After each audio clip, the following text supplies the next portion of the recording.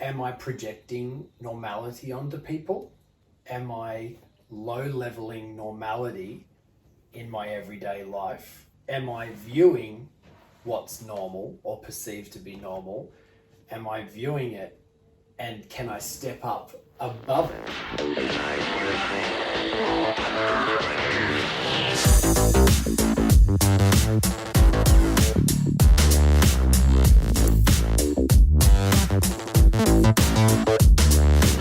Hello and welcome to another episode of Idioms of Normality on Future Framed TV. I'm your host, Paul Mason, and this series is curated on Traces&Dreams by Narina Finetto. Thank you so much for all that work behind the scenes.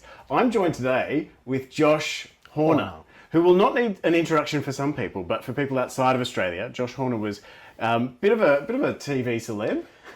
It was at the end of the career, but yeah, more so a dancer my whole life. Yeah. And then musical theatre, and then the trajectory that goes into television, and yeah. Excellent. But it was a little spurt of television. A really interesting career, and one that wasn't entirely normal as well. So this is why I really want to hit Josh up with my first question, which is, what is normal? Normal to me or normal to you? That's a great answer, actually, yeah. Like, what is normal in general? It has to be specified. The question's incomplete, right? it's a big one. Your first thought process goes, abide by the rules, be a good person, do the right thing. That's what I straight away, when I see your videos or hear you, and now have you right here asking me the question, what is normal? I'm like, in what degree? Like, what is normal for a young person's career? Like, an expectation of someone's career or their life. I don't know. How are you kind of pinpointing what is normal? So I sort of have in what context? I have to add something to that phrase. What is a normal career? What is a normal person? If that's what you're asking me, yes. Which one is it? Sure. Okay, let's go with what is a normal career, because I think... What is a normal career? Yeah. Well, you got to mix passion and dreams into that. So for me, I didn't have a normal... It wasn't normal for a boy to do dancing in a small country town. But due to a health condition, I'm a severe asthmatic, I had to do it as a means to improve my health, which then made me have a career in dance. So what our society thought was not normal for a young boy to put ballet tights on and dance around the room doing leaps and things like that, it became more a necessity for me to survive. I tried to do swimming from the local swimming pool and got infections from the chlorine, and I was just so bad at asthma. I tried gymnastics, hated that, and so I fell into dancing. Yeah, right. And so what we thought was not normal for my parents became very normal for us, because it was only a way for me to survive. Yeah, right. And so my career is a blessing through a health condition. Funny. So something that you turned to as sort of like a not last resort, but something that was a health imperative, which was an abnormal route for a boy to take in a country town in New South Wales, Australia. Yeah, because you think, what is a normal career? Girls do ballet, boys do football. I mean, that's the first kind of thing you probably think. Boys in ballet sort of have an advantage as well, though, right? Well, it was a way to meet the girls. It's a way to meet girls, but also that mattered later on in life with me. But anyway. But also, it's actually, because there's fewer men in ballet than there are women, doesn't that help the career a bit? Oh, now you sound like a dance mother from the Eisteddfods that go, he just won because he's a boy. It had its pros, it had its cons. The pros were those, you were the odd one out, so you stood out, so you got noticed, as opposed to all the girls that were, trying to get the attention of their dance teacher or win the first place. You have to stand out. Growing up as a dancer, it taught me to stand out in a crowd, to puff my chest out, to be confident, to be brave. I think if I wasn't a dancer, I might have been, wait for it, a normal kid just in school that didn't have passion, drive, determination. And I think either sports or the arts creates that in your younger generation. You can see it that it's just shame now that I see it a little bit in kids that they are not as driven or passionate about things. They're probably more passionate about Instagram followers and a number, as opposed to what I was passionate about was to, win in a Stedford or, creative. create dance routines in the hallway, just because there was no TikTok. But I used just to do it. And then those dances became competition dances, which became a career. Yeah, right. Which became me.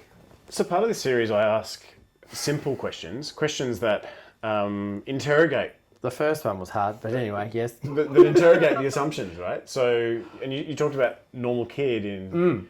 I just wanted to throw it to see what your reaction was. Yeah, well, can I ask you, and I don't think I should ask this in terms of a universal, what is a normal kid, but when you referred to, had you not done dance, you would have been just a normal kid. Because I stood out. What was that image of a normal kid that you're referring to? What is just a kid that just, did well in school tests, turned up to PE, did the cross country, just was, ate the healthy sandwiches at lunch, or just was what you were taught at school to be just good, normal. Don't be different. Don't be a gothic person that sits at the front wall, and don't, I guess it's do's and don'ts. That's how I associate normal. Yeah. If you're just normal, you don't stand out, you, dare I say, put the title bland. Like if you just bland or blend in with the crowd. Yeah. That's how Oh, you're looking at me you as mentioned, if to say... You mentioned lunches, and I was just thinking, white bread and Vegemite, Maybe, yes. Like not being alternative or different. And you're, come to school well dressed and socks pulled up and on time and polite to your teachers. Like that's what I thought was normal. Don't stand out. Don't be different to everyone else, which I stood out so much. And school kids... Which I attracted bullying, so... Okay, yeah. Yeah, so it's funny, like standing out can be a good thing, but standing out can also attract the wrong kind of attention. Absolutely, especially, Yeah, especially in a country town. And, We're not so country now. No. But when I was growing up here, it was, really... The milk factory really was a factory.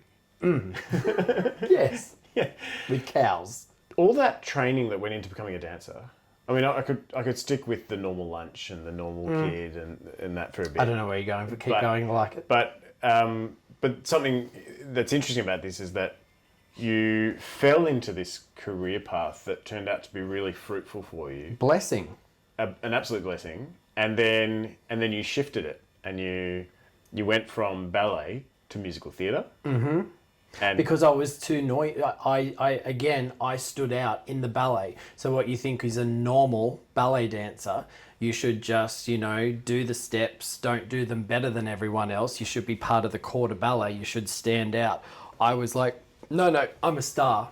Sorry. Hello. I'm just being honest. I wanted to stand out. I had way more theatrics to give. I was a way more dynamic ballet dancer. I wanted to play the lead roles. It was, again, the passion, the drive started to come through when I got to that professional level. Yeah. So then I was screaming out to be a star, and they were like, we're not looking for stars. We just want, everyone to be normal. I love saying this word normal with you. Being part of that corps de ballet, like you have to be, all the girls in Swan Lake, they all have to be the same.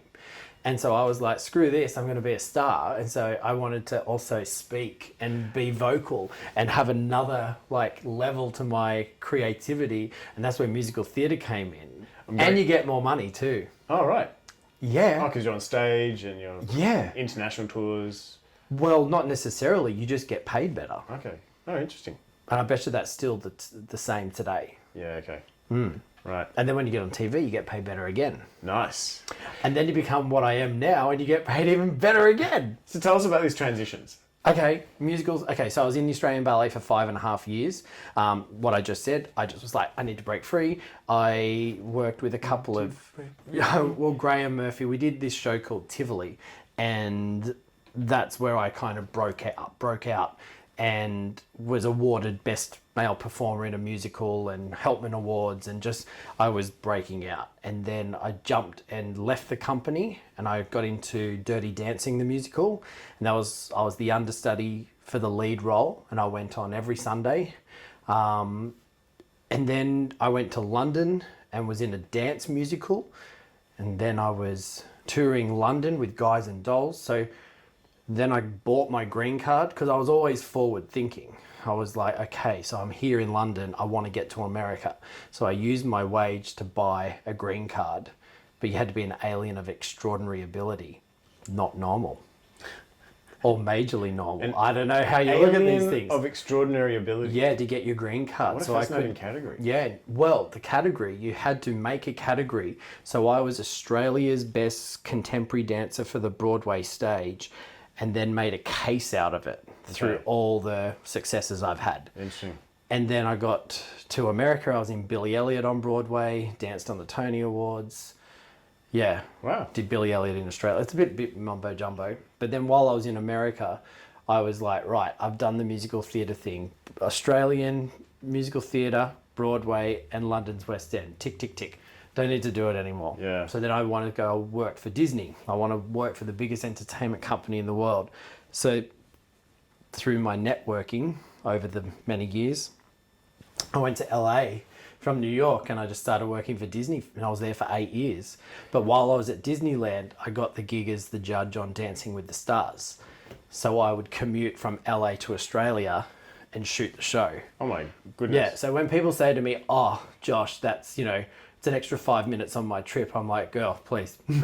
I used to do 14 hours commute. You can do it. Yeah, right. Yeah, exactly. Now, that's not normal. Or is it? There's so many strands of this I want to pull apart. And go for it. And before I jump into it, it's funny that you sort of using the word normal with some trepidation around me, because I've noticed after this series is that people do like use the word normal, and then they turn to me and look at me and sort of well, go, all you talk about is normal, and it's fascinating. It's like, I love the way you see things, but like, it's such a thought-provoking word and topic, because you can take every instance of life and question it and say, is that normal? And you kind of go, well, it's what I've been taught, or what all my friends would, or my peers would think is normal. Am I doing something odd? Am I in trouble doing it? No. Do I like it? Yes. Is it successful? Then, well, see, now I'm just talking about my career. No, I love I'm that. not actually talking about... No, what a great way to interrogate the word normal, because you're saying, well, am I hurting anyone? No. It's not normal, but I'm not hurting anyone. Am I enjoying it? Yes. Well, then... Am I inspiring other people? Yes. Great. Am I feeling inspired myself? Do people wish they had my life sometimes? I've had that said to me. I've had people say to me, you've had such a lucky career. And I'm like, stop. I worked for it and I planned it out. And I strived. I really Don't tell me I'm lucky. Worked hard. I used my wage from one show to buy a green card to work in another country. That's not luck. That's called intelligence. Yeah. I want to pull apart a few of these things, because there's a few strands of this. Like, you use the phrase, some of the career was a bit of mumbo jumbo in terms of jumping from one thing to the other. In terms of the timeline. And when we think about a normal career, we think about a career path, and we think that there is a, stage 1, stage 2, stage 3, stage 4, there's a succession of events that you will gain a successful career if you follow these steps. And there's no set recipe. It's about taking these mumbo jumbo steps with some kind of vision of where you want to get to in the end, but you're going to be doing a lot of jumping around. I know what you mean. And what resonates with me is I had someone say to me that I had to just build my way up in the ranks of the Australian Ballet, and that's your career as a dancer. And I was like, why? I don't want to just be a ballet dancer. I want to be a contemporary dancer, a musical theatre dancer. I want to be a choreographer. Yeah. I want to be a creative. Why did someone put a cap on it? It's... it sounds so... I'm going to say a Disneyland, like, if you can dream it, you can do it. But it's kind of... I would just educate myself. When I have my dance students, I think a lot of them, I'd get so frustrated with them because I would say, where do you want to go with your career? and they would just go, I don't know, I'll just get any dance job I go for, or get handed, or I'd be like, no, like there's all different styles now, like, contemporary dance or ballet dancer or hip hop dancer. Like, people don't understand how. Can I talk about my bubble thing? I think it's not my bubble thing. What's but your bubble thing? Someone taught it to me once and I can't remember. All right. So let's say a young dancer wanted to be, well, for me, it was like about goal setting. So I wanted to get to Disneyland. So I would draw 5 little strands off the word Disneyland.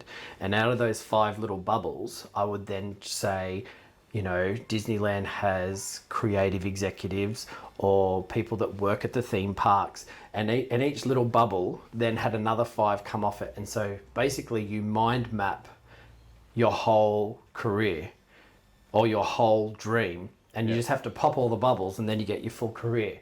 It was simple. Okay. But it gave me drive. I wasn't just sitting there. I think a lot of young dancers, I'm talking about young dancers, I don't know why, but just when I taught, young dancers felt like they didn't know how to replicate my career or how I did it. And I was like, this is how I did it. There's a recipe to it, but it's not a recipe. It was like a blueprint. It's like a mind map. Yeah. But you need to think, I guess, outside of the box. It's not just about, getting handed a job or going for a job interview. You have to be ready. For instance, anyone watching this video might be like saying, I'm going for a job interview. I'm like, do you know who runs the company, who works at reception? Do you follow them on Instagram? Do you know a bit about them? Do you know what, like... Yeah, I know if I never met you before, if I found you, I'd just say the word normal and you're like, you're like, let's have a chat. Yeah. I think interesting in there is that you're not setting out this clear step-by-step pathway. It's very much more complexity in that idea of, well, have a bigger vision and realize that there's a lot of things you're going to have to put in that melting pot to get to your ultimate goal. Yeah, to have something big at the end of it to... But there's some people I meet that don't even have a goal. They're just happy with what they perceive as their normal life. Yeah. But I don't comprehend that because I feel like I'm on another vibration. I'm like chase.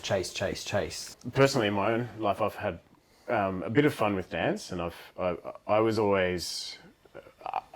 there was much more ushering in the direction of the sciences and in the direction of medicine and in the direction of sciences. That's because you're intelligent. But I loved dance. I love choreography. I did contemporary dance, which I absolutely really enjoyed, and yet all the cultural messaging around me was, Paul, go for a career in science. Paul, go for a career in academia. Paul, do your PhD. Do you think they were saying that had more longevity than dance? Well, the funny thing here is, people were saying that not just longevity, but that you would have a stable career. And the funny thing is, as it's turned out in Australia, is that I look back and I go, well, had I gone down the path of music or dance, or, well, music and dance were the options that were available to me, the precarity in those fields... That's a big word. ...is... the unstableness in those careers is certainly there, but there's also a lot of precarity and unstableness in the career path of scientists and academics. Well, I think there's so many casuals working in academia today, and there's a lot of casuals working in dance, and there's lots of casuals working in music. I'm not going to say it was the most financially fabulous career, because it certainly wasn't. But do you strip it back and go, well, what is being rich? Is it being rich in money wealth, rich in asset wealth, which I'm learning a lot more about now? Or is it being rich in experience and knowledge? That's what I felt like I got from my dance career. I was a broke dancer for the majority of my whole career. Like, I had no money to do fancy stuff, no money to buy houses, no money to go on. I went and did a working holiday at Club Med Lindeman Island. When I was in the Australian Ballet, because I couldn't afford to go on a holiday, so I had to go on a working holiday in my holiday break. But I'm rich in experience and travel and meeting people and social skills and talking and confidence. I want to talk about being rich in experience and being rich in assets and that transition that you've made. But before I do that, I want to unpack something about this career where you're earning money, but then reinvesting money into that career. You know, buying the green card, doing working holidays instead of just holidays. There's something about needing to have a buffer that allows you to spend spare time and spare money, not spare money, but just whatever you've got to have enough stability in your life to be able to spend money on things like a green card. And that's difficult, right? That's where the work is. It wasn't really a big thought process. It was like my bubble I had to pop. So I was like, how do I get a green card? Well, I'm going to need money for a lawyer, and then I'm going to need to go over to America to kind of activate it all. And that's all I did. Yeah. And I was like, I don't have money, but now I've got a lead role in London that I'm getting paid more for. So yes, I did go, okay, green card, little bit left over for food. Yeah, yeah, right. It's funny how... I'm a citizen of America now. Oh, really? Which is very weird. Oh, right. I got my I shouldn't say this. I got my passport and I left the country. I guess the point here, though, is that for an Australian in London to have sufficient stability that they were able to sort of tinker with their weekly budget in a way that it's... But it was the only way I had to do it. Yeah. But it's much harder, say, if you came from a low-income country and you're going to this country and you didn't have any, like a reserve network of some kind of stability behind you. That journey would have been much longer, or, It would have. Yeah. But sometimes those people are really good looking and they'd probably get more money by taking their top off and doing a good photo shoot. Oh, well. Sometimes I wasn't that person.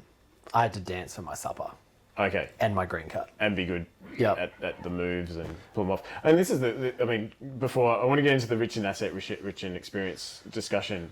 But before saying that, just one thing about getting into musical theatre is that you were able to pull off the acting and you were able to pull off the voices. Do you know how? How? After school, all the kids are playing, right? Yeah. What would be normal to go and play, change out of your school uniform. Get on your BMX. Yeah, that's the normal thing to do. Yeah. No, this little thing would be the Weezer from Wyong, right? I'd sit at home and I'd watch The Wizard of Oz. Over and over and over and over, and then I choose another musical theatre movie.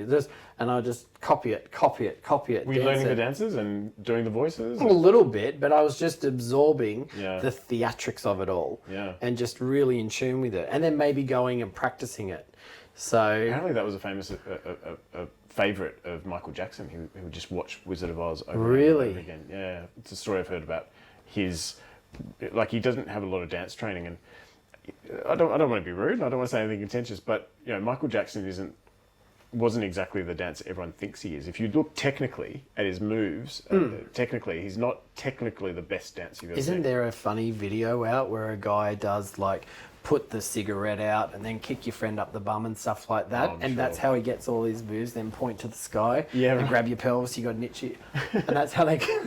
I don't know, but technically, I saw a video about that. It's quite funny. He had presence, right? But, well, that's a whole nother ball game. Like, I have this weird story where I'm the second Joshua. So the first. Yeah, you're gonna love this one. Okay. So, it's the story of the stick man. And when I was little, there was this bright orange stick man, and I would be a bit frightened of him, but curious of him. And he would like walk around. Anyway, the stick man came down the hallway, opened up a trapdoor. Josh now, was in the trapdoor. First Joshua got pushed in. I jumped up, closed the trapdoor. My parents remember me walking into the lounge room saying, "Hello, I'm the second Joshua." And Mum thought I was on such high... I was one of the first babies to do 2-hourly Ventolin, so she thought I was just off my head with like asthma medication. But she remembers me saying, I said, the stick man just pushed old Joshua, and then I was just bubbly, energized, a whole different vibration. How old were you? I was probably 2, 3, I don't know. Oh, wow. Young. But you still remember the story? Yeah. Yeah, okay. Totally. The orange stick man has always stuck with me. Yeah. And then anyway, when I bought my house, in the garage, on the wall, on chalk was a stick man. And I was like, I'm where I'm meant to be. Wow. It was really weird. That's cool. And my nephew also, one time he was doing something and we said, go to your room. And he goes, no. We never told him this story. He goes, no, the stick man's in there. And we're like, what? We don't know what it is. Is it an energy? Is that normal? Is it normal to have like weird kind of things like that? Something in wild? No, I don't know. Maybe. Could be. I think I've started a haunted tradition. Anyway, the stick man, I just see it. And for me, it was like the first Joshua was just, normal, just bland. No dreams, no desires, no drive.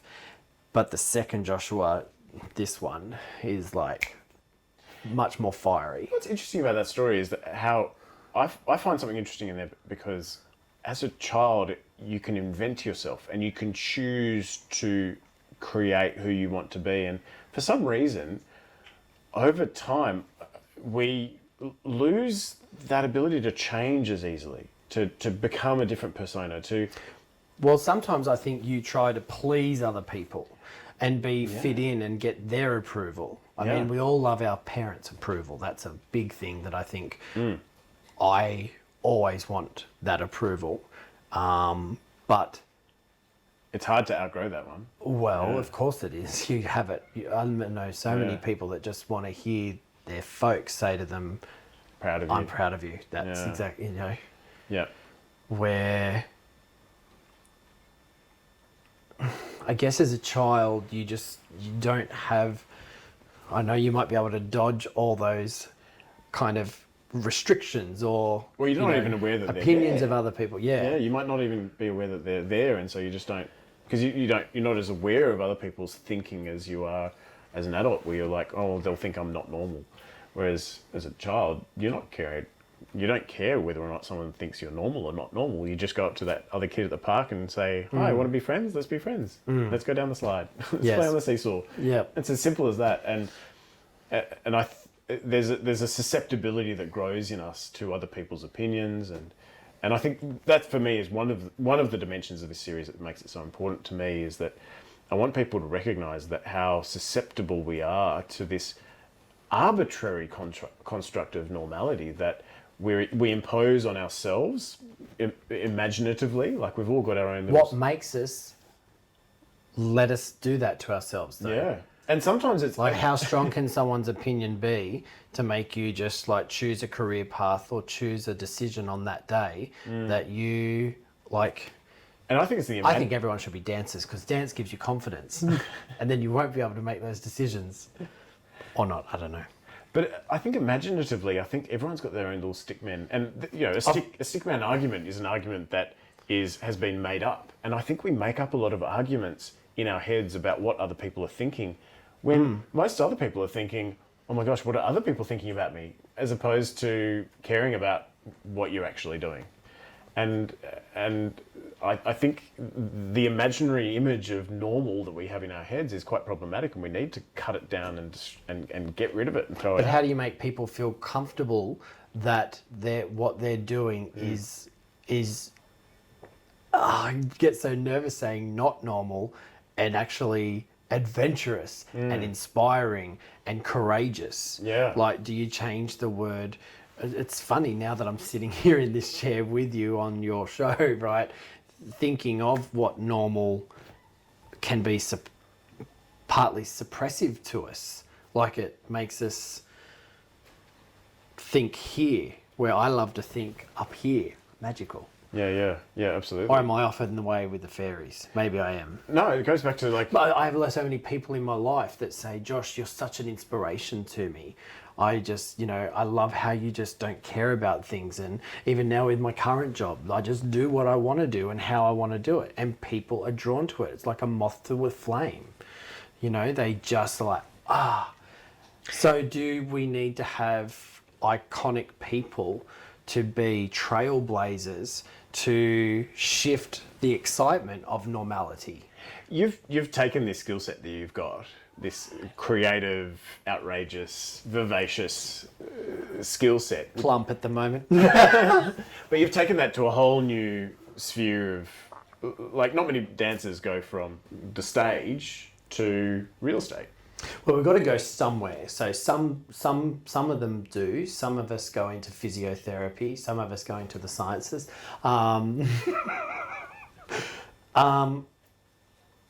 It's a brave move.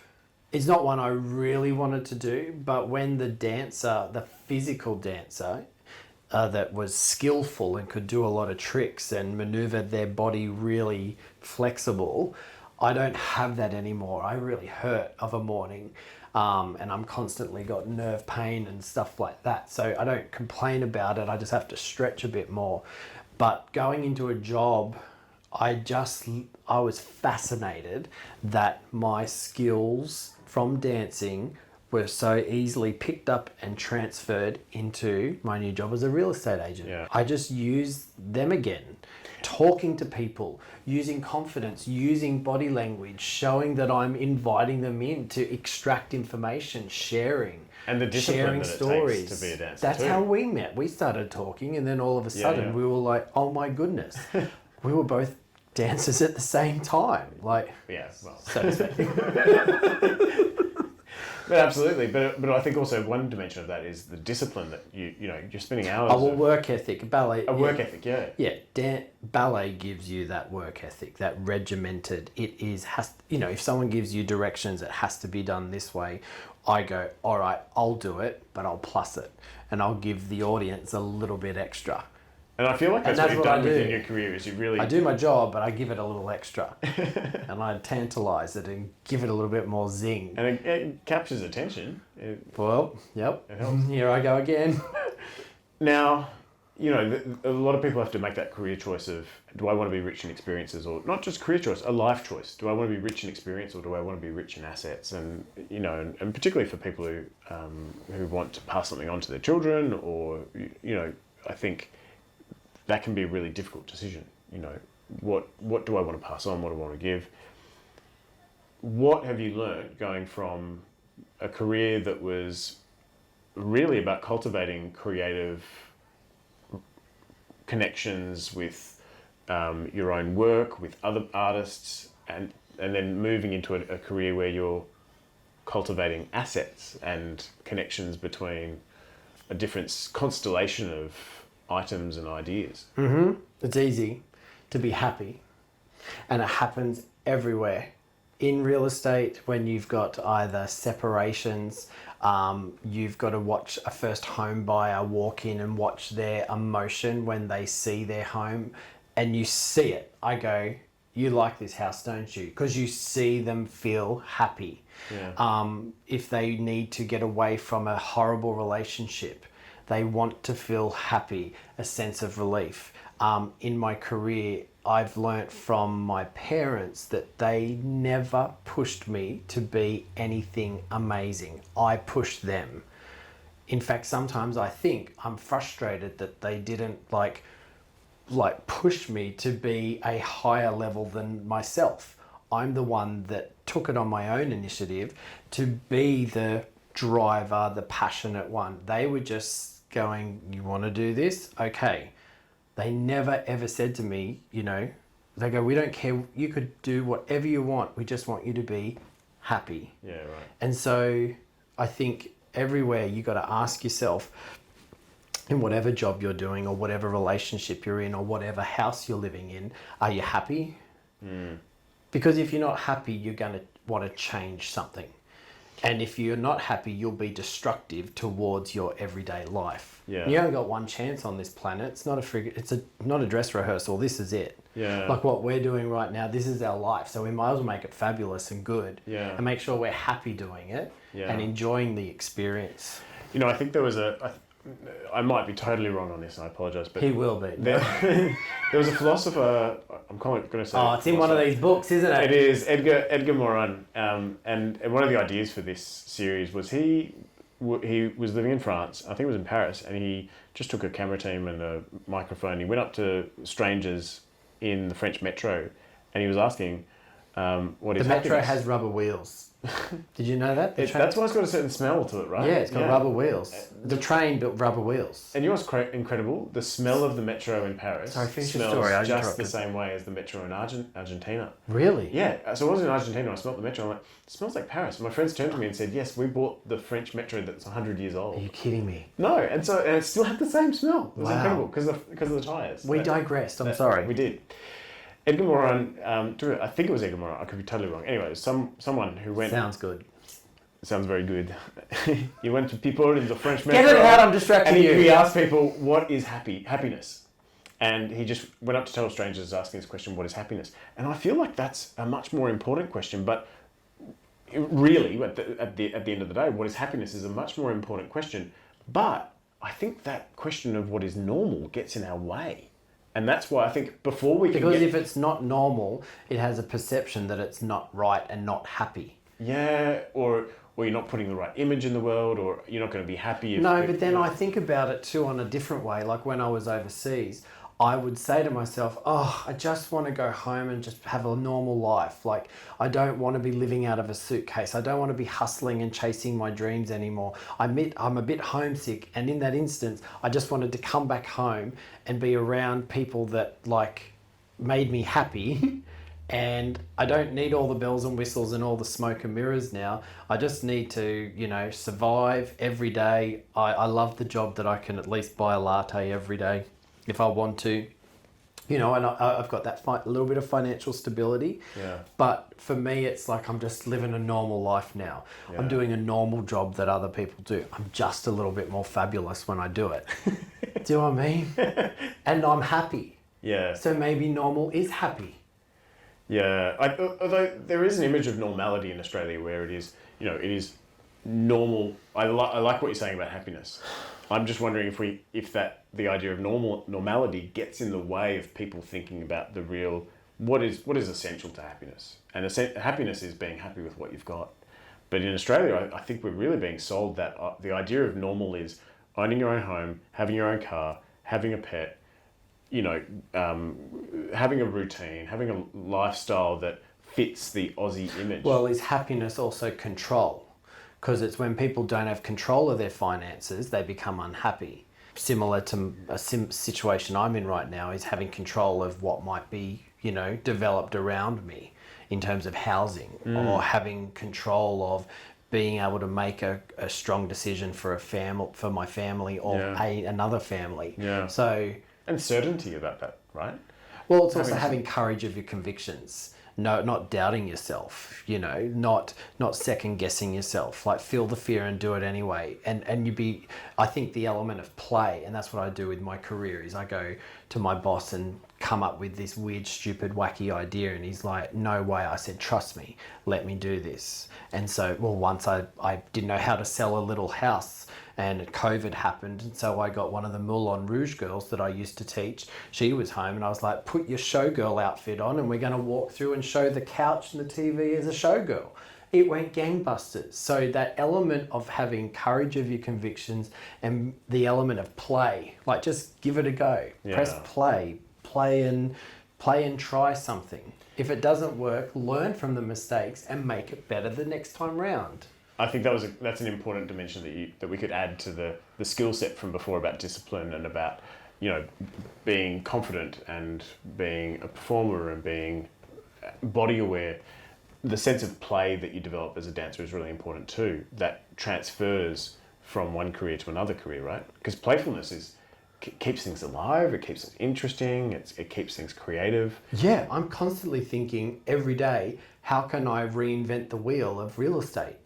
Like, it keeps me awake at night, but sometimes little weird ideas come, and it's fascinating to see how people react. And then that's like acting. And you've just seeing how people react to something. I'm guessing you find happiness in that though. Totally. Yeah. If you gave me a script and was like, and they do this in real estate, they give you a script and dialogue of how you should talk to people. Right. It frustrates the crap out of me. I'm like, no way, rip.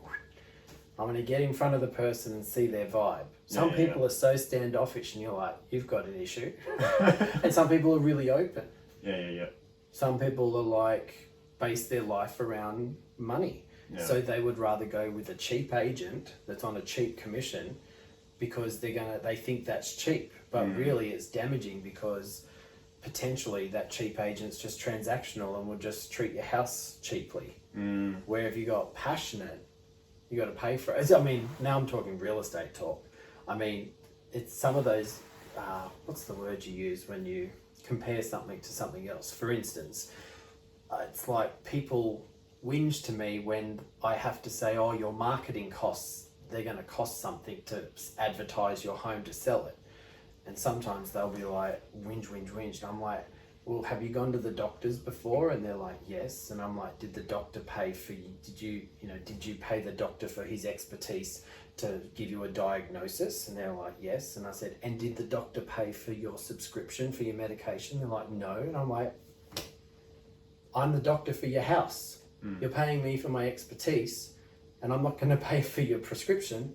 And then they kind of see it in a different light. One thing that I enjoyed about when I met you, for example, was I have and I apologise for this, I have a very stereotyped vision of real estate agents, and I have not really enjoyed ever, whether it's been my landlord's real estate agent or whatever, it's always been a grueling experience. And it was very different meeting you because it was a person who was interested in me as a person and interested in other people as people, and listen to your story. Yeah, and listen to and had to work out what's going to be good for you so you're happy. And it was it's a very different approach, and it wasn't scripted. I mean, I those cold calls that are so scripted sometimes, and you're just like, where did you get my number from? This is like, I met you 8 years ago. How do you still... Can I tell and share something with your audience? Oh, yeah. For me as a person. Oh, yeah. The use of the word "dal" gets me everywhere. What do you mean? Hello, Paul. It's Josh. Well, I can't really do it with you because you're a bloke, right? Right. Sometimes I could maybe get away with it. Hello, Sharon. It's Josh Horner here from the property market. Just here to talk. Have you heard about the recent sale? No, I haven't. Oh, Dal, you wouldn't believe the prices. I said, your house is probably worth blah, blah, blah right now. Really? Dal, yes. Oh, would you like me to come and tell you how much your house So is? you're definitely going off script with the use of that. Literally, if I drop the word "dull" or just personalize something or just make someone feel comfy, builds trust and confidence. So they want to engage with you. They open their door of like nervousness, and then all of a sudden you're in to just discover, play, inspire, educate. Yeah. Manipulate, convince. No, I'm just kidding. Well, talking with you has helped me think through something, and that is the question, what is happiness? I think is ultimately a much more important question. But to get to that question, I think we need to remove some of the other questions that we're asking ourselves all the time. Well, why couldn't you ask yourself, is what I think normal in this situation going to affect my happiness? So, like, I don't know what I'm wearing today. Is it normal to wear this, and is it going to affect my happiness, or is it going to make me worry about what other people think? Yeah. Do I need to spend $20,000 at the dentist so that I look better? Is achieving normality going to make me any happier? And is it worth that cost? Yeah. And really... So you can use normal as a fun leverage to actually kind of help you on your journey of daily happiness. We've identified one question that's really important, which is what is happiness? Which is totally obvious. But I think there are other questions. What questions do you think we should be asking? Am I projecting normality onto people? Am I low-leveling normality in my everyday life? Am I viewing what's normal or perceived to be normal? Am I viewing it, and can I step up above it? Yeah. And not be on that kind of normal person at the school? Can I play a character of a more confident me? Can I play a character of a more adventurous, more brave me every day? Yeah. You got to think about it. Do you think about it in a daily Sure, I think A daily kind of ritual, a daily mantra. I think there's a bit of a Is it meditation. normal for me to get out of bed this way today? Why don't I get out of bed the other way and see if I have another normal day? Or calculate what didn't happen that normally happens in my day. Yeah. Test the waters, play. Yeah, and I like the way in which you played with all those different questions because Oh. one of them was no, I really Was like that the way. good for you? Yeah, because one of the first ones was, am I projecting normality onto other people? Am I expecting other people to behave according to normality? And if they weren't being normal, is it hurting anyone? Mm. Are we actually having fun? Mm. You know, is it playful? Is it because someone might not ask you questions that are normal, but perhaps that's their way of connecting with you, and if you go with it a bit, it can be a bit of fun. Can I ask you a question? Go for it. What got you into questioning normality? A lot of different reasons, but the one that comes to mind right now, because there's always more than one thing that pushes you. Clearly, that's where our conversation started. When I was a kid, I was actually, funnily enough, at school when I was doing science class, I remember we had to do measurements of your weight, your height, and then we charted it, and I was average. I was always the average. Average height, average weight, average height, average weight, and almost every calculation. If I go to a clothes store, my size is always the first to sell out because I'm the average size. You're 32 waist. Something, yeah, like that. I hate you. I'm now 38. It has gone Can't up. believe I admitted that on camera. No, mine's gone up. Yeah, these are very tight. but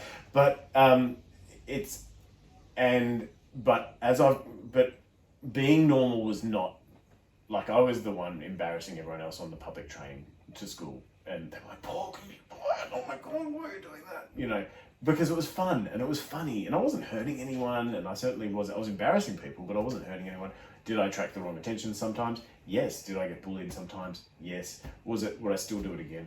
Absolutely. I think breaking normality for me has been a lot of fun. I'm interested in these lateral moves in your career because I've done, not in similar directions, but I've done the same thing. I've gone from one field to another field and applied the skill set that I learned in another field to this new field and found that no one else was using these skills, and it helped me break normality in that field and be a little bit different. I'll share something that I've started doing of my age after 40, and also just having my own sense of security and financial stability and stuff.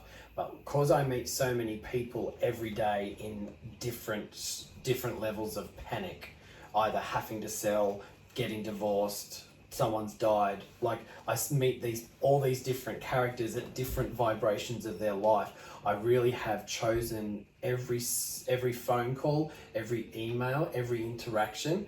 I flip myself upside down and try and see it from every single angle, just to be sensitive, because it can get you in trouble. And now that I play a little bit and try and see what I would normally try and answer with and shut someone down or kind of not open up a conversation, because it's like, I don't want to even talk about it, but just like the vaxxers, anti-vax, like all that, right?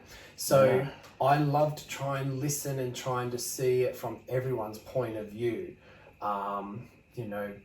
Abortions, or when people say you chose to be gay or something like that, I try to see where I'm coming from everyone's different angle, and I don't know, it calms me down that I can kind of be accepting, but also not so having to put my opinion onto everyone else, but just get a resolution, extract it, and then just ask the people, are you okay? Are you happy? They're like, yeah, Josh, thank you so much. And that for me is a nice way to go through life at the moment. That takes a little bit of practice though, right? That playfulness of mind that, you've got to be open-minded to start. And not react immediately. Absolutely. Yeah. You just need to kind of, it's like comedians do with improv. Someone comes with you at a problem and you say, yes, and I'd like to help you, rather than shutting them down with, no, but. I rather say yes, and we might have a little issue here, but yes, we can. It just is. That improv training would be brilliant. It is. I think it's such an important part of education to do that improv training, that it should be core curriculum. And it's funny because it's not, because it's harder to assess, it's difficult to examine, and it's like the important things in life are really difficult to test on final year school results, and yet I think it's the And they define them by a number. Yeah. Which drives again that imperative to be normal, and I guess How good you are by a number.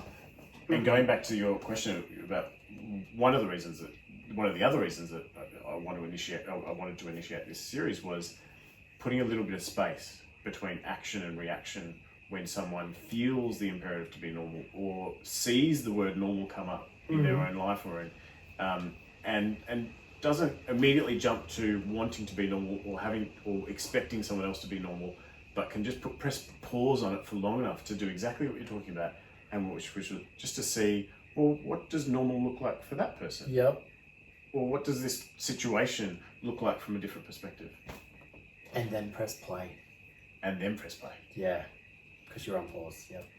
Josh That's Horner, good. Yes. thank you so much for your time. Thank It's you. been a pleasure interviewing you on Idioms of Normality on Future Framed TV, the collective podcast series of Traces&Dreams.